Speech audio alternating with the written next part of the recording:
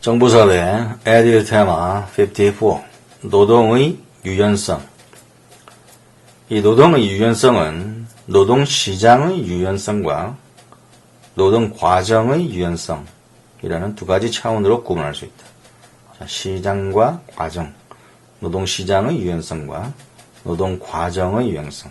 첫째, 노동시장의 유연성, labor market flexibility는 외적, 양적 유연성이라고 불리는데, 이 고용 형태, 노동시간, 아웃소싱 등 이 노동 투입량을 유연하게 조정하는 수량적 유연성과 임금을 노동시장 및 개별 기업의 상황에 따라 신축적으로 조정하는 임금 유연성으로 나눌 수 있다. 그 수량적 유연성과 임금 유연성. 이 수량적 유연성에는 다시 또 세 가지 하위 유형이 있다. 고용량의 유연화, 노동시간의 유연화, 노동력의 아웃소싱을 통한 유연화. 자, 수량적 유연성 하위 분야 세 가지. 고용량의 유연화. 이곳은 노동시장에 대한 규제 완화를 통해 정리해고 절차를 보다 용이하게 하고 상용, 풀타임, 정규직 고용을 줄이는 대신에 해고가 용이한 단기 계약 노동, 임시직 노동, 시간제 파타임 노동, 일일 고용 등 비정규직 고용 형태를 확대하는 방식. 이것이 이제 고용량의 유연화다. 두 번째, 노동시간의 유연화는 변형 노동시간제, 변형 노동일 제도, 다양한 형태의 교대 근무제, 야간 노동, 여성 노동자 생리 휴가 권리의 폐지, 축소, 이런 것으로 나타나는 것이 노동시간의 유연화다. 그리고 세 번째로 노동력의 아웃소싱을 통한 유연화가 있는데, 이것은 외주, 하청, 소사장제, 파견 노동제, 자영업자의 활용, 이런 것들이 가능하다. 다음으로 임금 유연성은 단체 교섭에 의해 결정되던 임금 구조를 개인 또는 집단의 능력과 성과에 연계하는 임금 구조로 전환하는 것이다. 다시, 임금 유연성이라는 것은 단체 교섭에 의해 결정되던 임금 구조를 개인 또는 집단의 능력과 성과에 연계하는 임금 구조로 전환하는 것이다.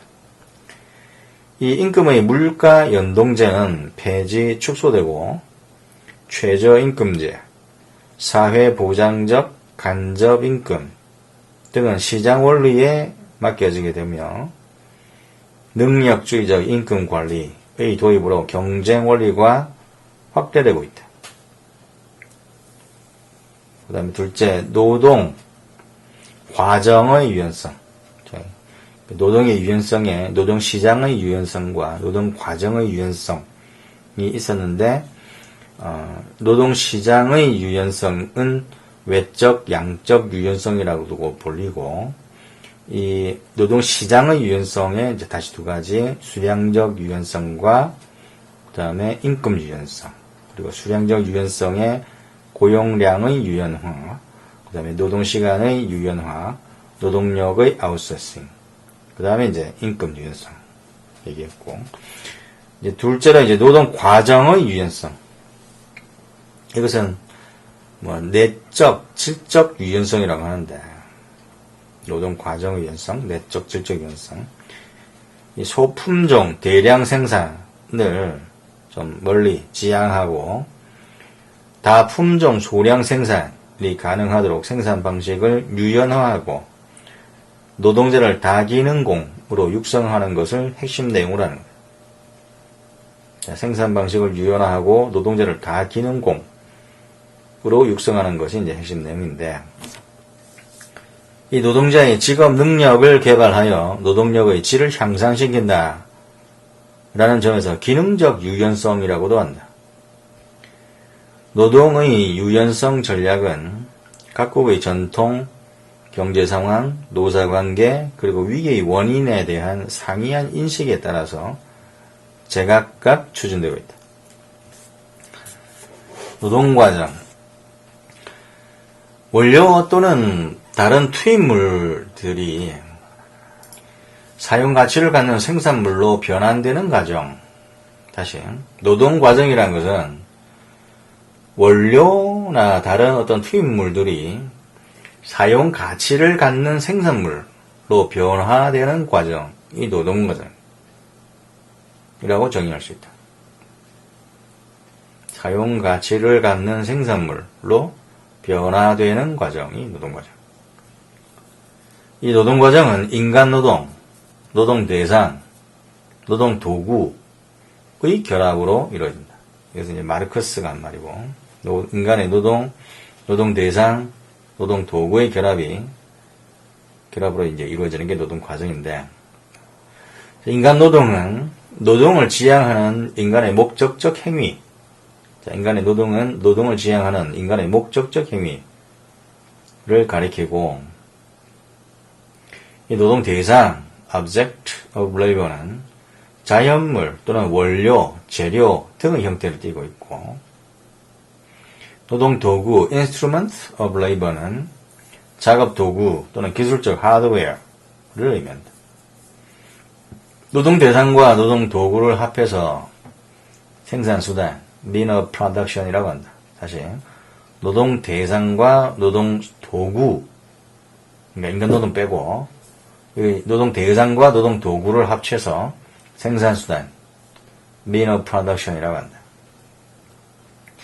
이 노동 과정에서는 자본가와 노동자의 상호관계가 전제된다. 자본가는 정해진 노동시간 내에서 최대한의 잉여가치를 뽑아내기 위해 노동자에 대한 감시와 통제를 고도화하려고 한다. 노동자는 작업 강도와 속도를 가능한 한 늦추고 작업에서의 재량권을 유지하려고 한다. 그 결과 노동 과정에서는 노동 통제를 둘러싼 노동자와 자본가의 상호관계가 존재한다. 뷰로웨이는 생산 과정 내부에서 노동 통제를 둘러싸고 노동자와 자본가 사이에서 벌어지는 일련의 대립과 타협을 생산의 정치, politics of production, 생산의 정치라고 불렀다. 마치 일반 정치 공간처럼 작업장 안에서 노동자와 자본가가 서로 노동 통제의 주도권을 잡기 위한 힘 겨루기를 지속해 오고 있는 것이다. 두 번째, 자본주의 노동 과정의 역사적 전개. 아담 스미스와 베비지의 분업 이론에 대해서 잠깐 봐야 되겠다. 아담 스미스와 베비지의 분업 이론. 아담 스미스는 국부론에서 이 핀을 생산하는 공장의 사례를 통해서 기술적 분업을 통한 놀라운 생산성 향상 효과를 논했습니다. 이 아담 스미스에 따르면 분업의 도입으로 노동자 1인당 생산량이 20개에서 4,800개로 증가했습니다. 분화된 작업을 하는 개별 노동자는 고립되어 혼자 일하는 노동자의 무려 240배를 생산했던 것이다. 스미스는 분업의 효과를 노동자의 작업 기교의 향상, 즉 반복을 통한 작업 숙달, 그리고 한 작업에서 다른 작업으로 이동할 때 소요되는 이동 비용의 감소, 그 다음에 생산의 기계화 확대라는 세 가지 점에서 이 분업의 효과를 찾았다. 다시, 아담 스미스가 말한 분업의 효과는 첫 번째, 노동자의 작업 기교의 향상, 즉 반복을 통한 작업 숙달. 두 번째, 한 작업에서 다른 작업으로 이동할 때 소요되는 이동 비용의 감소. 그 다음에 세 번째, 생산의 기계화 확대. 이 세 가지 점에서 분업의 효과를 찾았다. 여기서 기계화란 노동자가 기계, 도구를 사용하여 작업하는 것을 일컫는다. 이제 바비지라고 하는데, 베비지는 기계 및 공장의 원리에 관하여 라는 글에서 아담 스미스의 분업 이론을 공장을 운영하기 위한 미시적 원리로 적용하겠다. 이 베비지에 따르면 한 공장의 경제가 의존하는 가장 중요한 원리는 작업을 수행하는 사람들 사이의 분업이다. 그는 아담 스미스보다 좀 더 상세하게 분업의 이점을 설명했는데, 이 분업이 생산력을 높이는 까닭을 첫째, 기술 습득에 필요한 시간 전략. 두 번째, 기술을 배울 때 원료 낭비의 절감. 세 번째, 작업 전환에 따른 시간 손실의 방지. 네 번째, 작업 전환에서 도구를 바꾸면서 걸리는 시간의 전략. 다섯 번째, 반복 활동에 의해서 얻어지는 신속성. 여섯 번째, 각 공정에 적절한 기계의 활용. 이런 6가지를 들었다. 이것을 베비지의 원리라고 한다. 다시. 베비지의 원리라고 하는 게 있는데, 요거는 이 아담 스미스보다 좀 더 상세하게 분업의 이점을 설명할 때, 이 분업이 생산력을 높이는 까닭 6가지를 들었는데, 이것은 이제 베비지 원리라고 하는데, 분업이 생산력을 높이는 까닭 6가지. 첫 번째, 기술 습득에 필요한 시간 전략. 두 번째, 기술을 배울 때 낭비되는 어떤 원료의 절감. 세 번째, 작업 전환에 따른 시간 손실의 방지. 그 다음에 작업 전환에서 도구를 바꾸면서 걸리는 시간의 전략. 그리고 반복 활동에 의해 얻어지는 신속성. 여섯 번째, 각 공정에 적절한 기계의 활용. 그 다음, 테일러의 과학적 관론. 이러한 베비지의 생각은 미국에서 기업 경영 컨설턴트로 일하던 테일러에 의해서 더욱 발전됐다. 이 테일러는 역사상 최초로 생산 공정을 과학적으로 분석하고 체계적으로 관리하는 기법을 권했었다. 이 테일러는 주물 공장에서의 경험에서 체득한 생산 과정에서의 작업 조직에 관한 자신의 견해를 체계화해서 과학적 관리의 원리라는 글을 저술했었다. 과학적 관리의 원리. 테일러. 이 테일러는 시간 동작 연구 기법을 제안했고, 작업들을 정확하게 시간이 부여되고 조직화되는 단순 조작들로 세분화했으며, 그 결과를 토대로 노동자의 작업, 동작, 행동, 도구, 공구 등을 표준화시킬 것을 주장했다. 표준화의 대상이 작업, 동작, 행동, 도구, 공구. 이 테일러리즘은 테일러가 창안한 방식의 노동과정의 관리, 통제 전략을 가리킵니다. 이 테일러리즘은 이 3가지로 구성이 되는데, 첫째, 노동자로부터 숙련 기술을 분리 제거한다. 노동자를 그 자신이 숙지하고 있는 기술, 전통, 지식으로부터 분리시켜서 경영자로부터 하달되는 지침만 완벽하게 따르도록 하는 것이다. 두 번째가 이제 구상과 실행을 분리한다. Conception and Execution. 구상과 실행의 분리. 구상 또는 계획의 기능을 노동자로부터 제거해서 경영자에게 집중시키는 것이다. 자, 구상 또는 계획을 노동자로부터 제거해버려서 경영자에게 집중시킨다. 다시 말해서 경영자들은 구상을 하고 노동자들은 작업의 실행만 담당하는 것이다.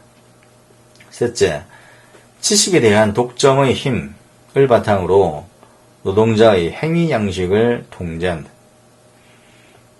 구상 기능을 담당하는 부서가 업무에 대한 지식을 독점하고 노동자들은 규칙, 규정에 의하여 모든 행동을 철저하게 통제받으면서 지시받은 단순 작업을 수행하는 것이다.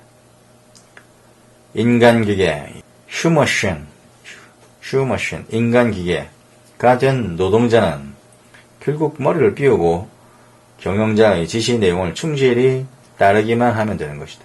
요컨대 테일러리즘은 정신노동과 육체노동을 정밀하게 측정 분석해서 이 양자를 분리하고 그 작업 과정을 단순화하는 것을 목표로 삼은 체계적 관리 이론이자 실천인 것이다.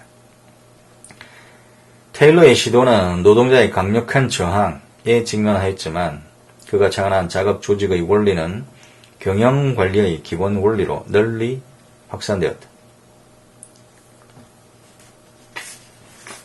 다음 포디즘. 이 테일러는 산업 효율성 향상에 관심을 기울인 반면에 생산품이 어떻게 팔려야 할 것인가는 거의 고려하지 않았었다.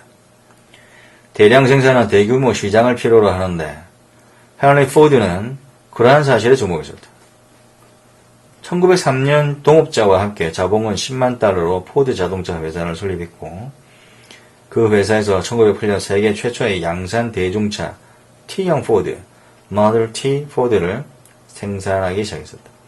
또 포드 자동차 회사에서는 1913년 조립 라인, Assembly 라인 방식에 의한 자동차 제작 방식을 확립했고 그 밖에 수많은 기술상의 새로운 토대와 계획, 조직, 관리에서 합리적 경영 방식을 도입했었다.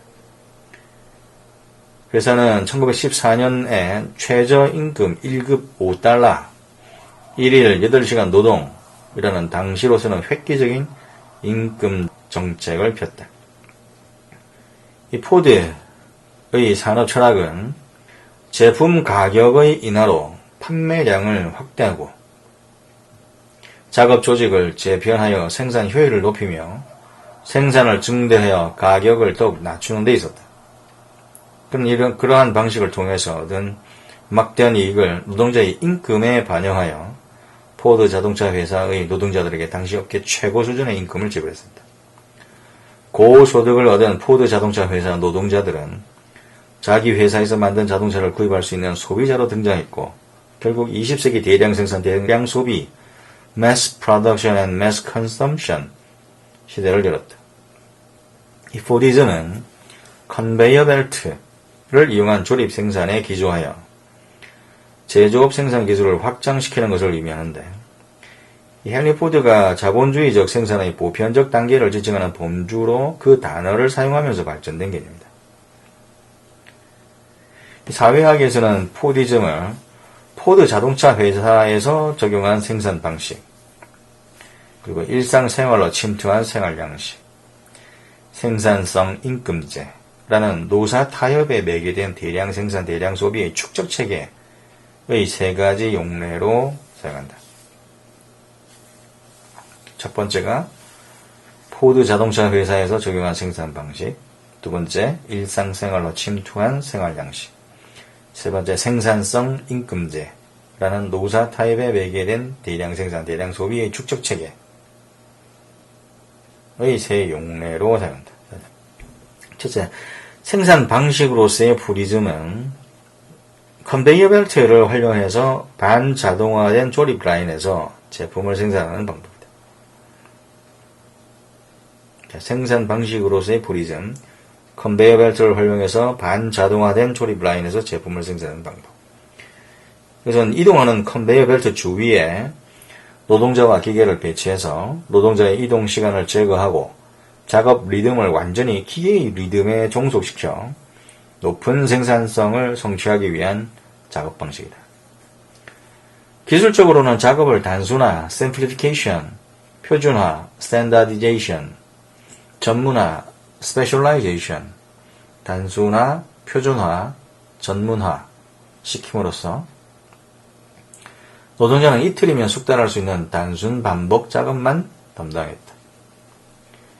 그로 인해 생산량은 비약적으로 증가하였지만 노동자의 소외 또한 증가했다. 그래서 브레이브만은 이 테일러리즘과 포디즘의 도입으로 작업 현장에서 구상과 실행이 분리되었고 그 결과 정신노동과 육체노동의 분리가 일어났으며 작업의 세분화가 진행되어 노동자들은 일에 대한 자기 통제력을 상실하였다라고 주장했다. 작업 과정에서 노동자들의 자율성은 완전히 제거되었고 그들은 숙련은 해체되었다. Deskilled 라고 브레이브만이 일컬었다. 둘째, 이탈리아의 그람시는 이 포디즘을 가치관, 관습, 습속, 그러니까 일상생활인데 습속 등과 같은 문화적 현상 내지 생활 양식으로 파악했었다. 자, 이탈리아 그람시 포디즘이라는 것을 가치관, 관습, 습속, 그러니까 일상생활 같은 이런 문화적 현상 내지 생활 양식으로 파악했었다. 이 그람시는 포디즘을 전례 없는 속도와 목적의식을 갖고 새로운 노동자와 인간형을 만들어내는 문화적 흐름으로 이해했던 것이다. 이 그람시에 따르면 포디즘은 노동자의 지성, 상상력, 창의성을 파괴하였고 생산적 활동을 기계적, 신체적 측면으로 환원시켰다. 그러한 태도는 작업장뿐만 아니라 일상생활에서도 조장되었던 것이다. 즉, 작업장에서의 규율이 사회 전체로 확산되어 주류 판매 금지, 성적 타락 금지 등의 규율로 나타났으며 사람들의 일상생활을 지배하는 규범 체계로 자리를 잡았다는 것이다. 셋째, 프랑스의 조절학파 Regulation School 경제학자들은 이 포디즘을 표준화된 제품의 대량 생산, 대량 소비의 축적 체계 다시 표준화된 제품의 대량 생산, 대량 소비의 축적 체계를 일컫는 말로 조절학파가 사용했습니다. 아글레타, 리페트, 모이어 앤 듀란드가 있겠네요. 1926년부터 29년 세계 대공황으로 표출된 유효 수요의 한계는 테일러리즘, 포디즘에 의한 대량 생산 체계의 위기를 가속화하였다. 케인즈는 그 위기 탈출의 대안으로 유효 수요 확보를 강조하였고 미국 정부는 뉴딜 정책을 실시하였으며 포드 자동차 회사에서는 노동자의 고임금 정책을 채택했습니다. 이 포디즘은 노사 협조 체계의 구축을 의미하는 것이었고 미국 의회에서는 상원의원 와그너가 발의한 전국 노사관계법 National Labor Relations Act of Wagner Act of 1935를 통과시킴으로써 이에 호응하였다. 이 와그너법, 전국 노사관계법은 뉴딜 정책의 일환으로 제정된 미국의 노동조합 보호법으로 그 법에서는 노동자의 단결권과 단체 교섭권을 보호하기 위하여 부당 노동행위 제도와 교섭 단위 제도라는 것을 설정했었다. 조절학파 경제학자들은 포디즘의 축적 체제, Fordist Accumulation System을 다음과 같이 요약하고 있다. 포디즘의 생산 과정은 테일러리즘의 작업 편성 원리와 컨베이어 벨트에 의한 일관 조립 공정을 도입해 생산성을 비약적으로 향상시켜 표준화된 상품을 대량 생산하였다. 그리고 그 생산 방식에서 발생한 생산성 향상의 이익의 분배를 통한 대량 생산, 대량 소비의 조화, 규모의 경제, economy of scale의 실현, 케인즈식 총수요 관리 정책과 소비자 신용의 정비가 결합되었다. 즉 포디즘은 생산성 상승, 실질임금 상승, 임금 노동자의 소비 수요 증대, 생산 투자 증대, 생산성 상승이라는 축적의 선순환, virtuous cycle을 가능하게 했던 것이다. 생산성 상승, 실질임금 상승, 임금 노동자 소비 수요 증대, 생산 투자 증대, 생산성 상승이라는 축적의 선순환을 가능케 했던 것이 포디즘이었던 것이다. 제2차 세계대전 이후 선진 자본주의 경제의 고도 성장은 포디즘이라는 축적 체계를 통한 생산과 소비의 선순환에 의해 이루어졌던 것이다. 네 번째, 포스트-포디즘. 영국의 사회학자 퍽스는 이 테일러리즘과 포디즘을 인간에 대한 불신을 전제로 한 저신뢰 체계로 Low Trust System의 작업 방식으로 보았다.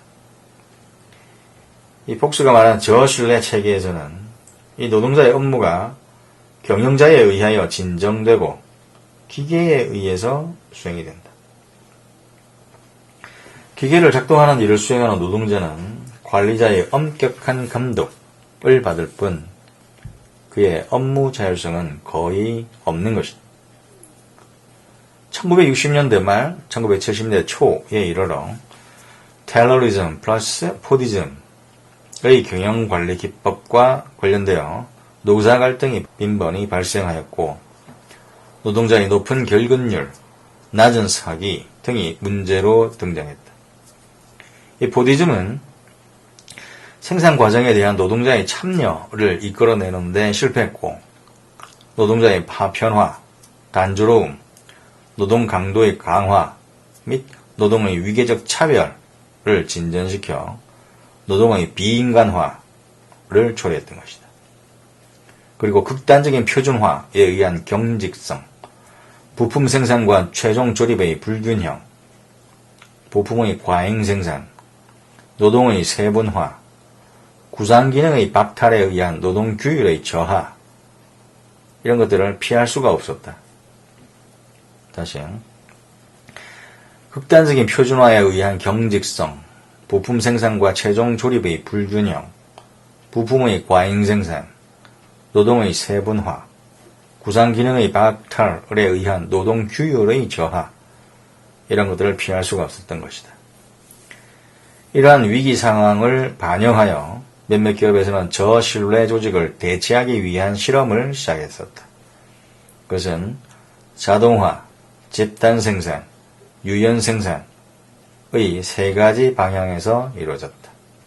기든스, 자동화, 집단 생산, 유연 생산. 첫째, 자동화 또는 프로그램할 수 있는 기계가 도입되었다. 이 자동화는 모든 노동자의 육체 노동이 사라지고 인간 노동은 부분적인 감독이나 기계 조작 또는 통계로 대체된 생산 형태를 자동화한다. 이 자동화는 자동화된 조립 생산, assembly line, 수치 제어, numerical control, 연속 과정 생산 등 다양한 형태를 포괄하는 것으로 단순한 기계화와는 질적으로 다른 단계를 가리킨다. 이 산업용 로봇이 도입되면서 노동자가 전혀 없는 공장도 등장했다. 앞으로 로봇의 가격은 하락할 것이고 그 기능은 향상될 것이므로 자동화 생산은 더욱 빠르게 확산될 것으로 예측된다.